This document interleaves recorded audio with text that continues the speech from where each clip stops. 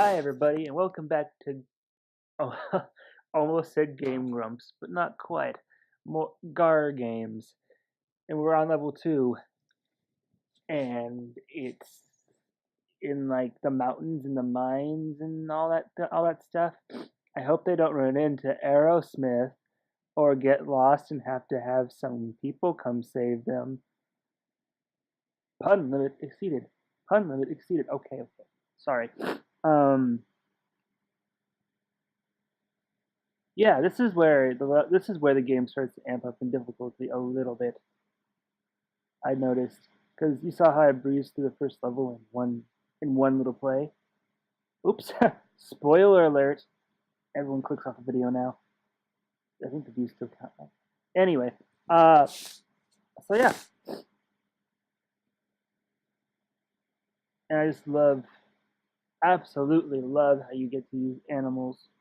I think this was an extension of Yoshi, who could It was awesome. It was. I remember getting the ride Yoshi for the first time, and it was really, really awesome.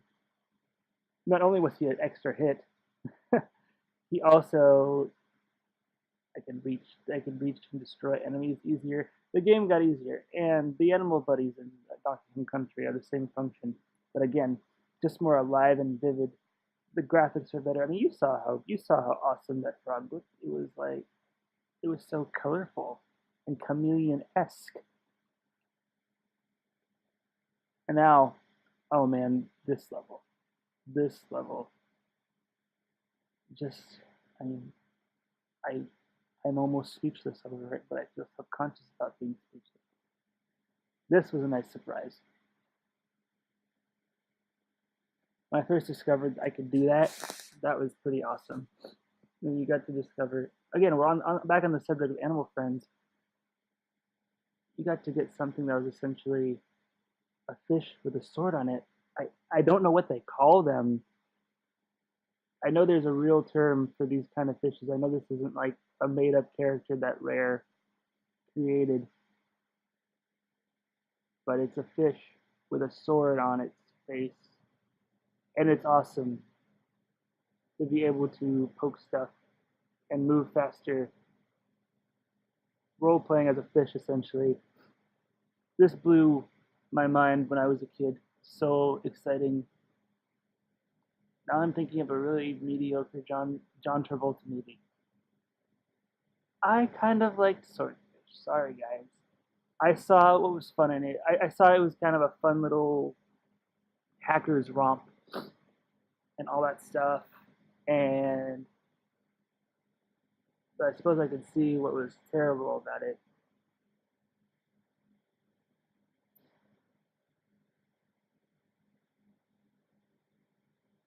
Anyway, this level was just is just I can appreciate the fast pace. And people that say video games have no purpose or use, I would dispute people on this. This takes some really amazing hand-eye coordination. And if you don't already have it, it teaches it to you. I mean, look at that. Look at that time. Yep, see? see? See what happens when you don't catch the ball, Jimmy? Something like that. I don't even know what I was quoting there. What movie is that? See what happens when you don't, like I'm channeling Christopher Lloyd. Oh, Marty, you gotta make that jump. But Doc, it's hard. I know, but you're young and you can do it. I'm old. I could do it back in the day, but I no longer can. Oh, Doc, all right. Yeah, this is where, see, I feel like you guys wouldn't really believe me when I told you I won a Blockbuster video competition. But, but I did. I did. But to be fair, that was also when I was 8, and I haven't really played video games much, so I'm not really bad at video games in as so much as I'm just rusty. Speaking of rusty, today I had a lot of rust discovered in the backyard on the oven, not the oven, close enough. The little griller, the little griller grate for found for the gravy for the fire pit. Here we go. Fireplace, fire pit, same difference, kind of. Not really. One's inside, one's outside. There's some differences. Anyway, so I decided that potentially might not be something I want to cook on because I could like cook the rest in some. It probably actually isn't as unhealthy as my mildly OCD mind thought it was. But anyway, I took I just took a bunch of time to clean it super hard, and I actually got some rust off of it. So that was really exciting to me. I felt that that was a really big accomplishment. Like it was something that a lot of people have a really hard time with doing, and so it might not have been rust I actually got off. It might have just been old refuse from when people had cooked it last. Charcoal. Yes, I think it was charcoal debris, cooked on charcoal, whatever you want to call it. I'm not really great with thinking of names of things today, in case you guys can't tell. And oh boy, I'm just not really cooking through this today, game wise. Usually I'd be halfway through right now. But this is where I was saying like the game ramps up in difficulty in an acceptable level. This is fun enough where an immediate intermediate player could have fun with it, and also a child could have fun with it too, or a beginner could have fun with it and not want to quit. But I can imagine this level induces some fair amount of rage because I don't know if it's just my eyes. Maybe my eyes are just damaged or something, and I'm seeing perceiving things wrong, and you guys would disagree with me on this.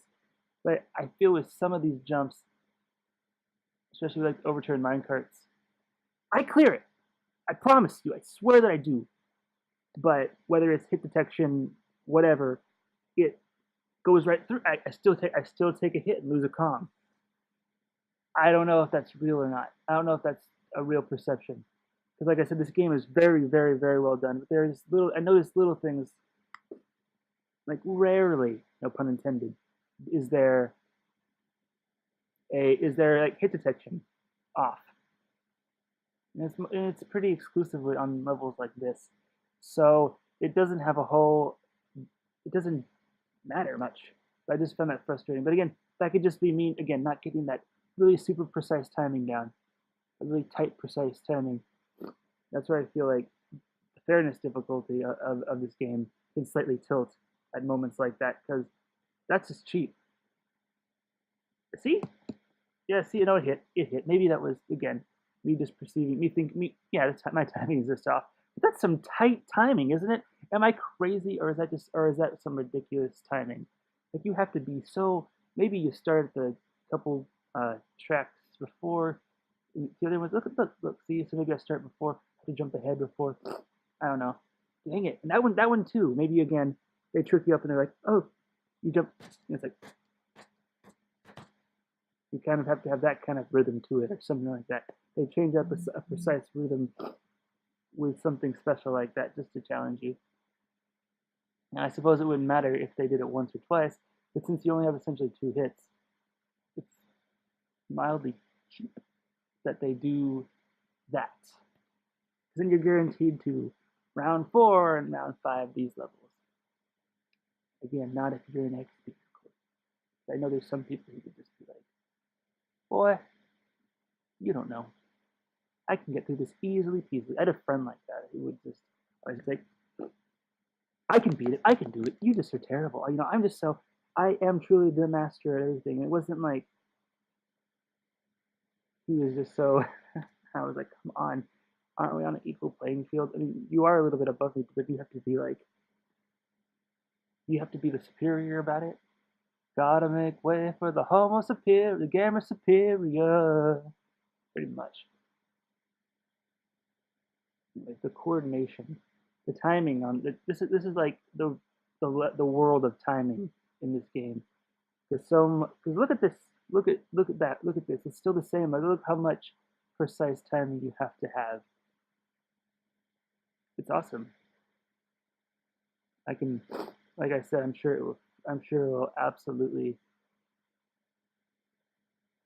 annoy people who played it the first time and were so used to the cakewalk that was level one, and then this amps up amps up the difficulty decently. I'm sure this was frustrating to people, surprising at the very least. Again, if you get used to it, you can get by it pretty quickly.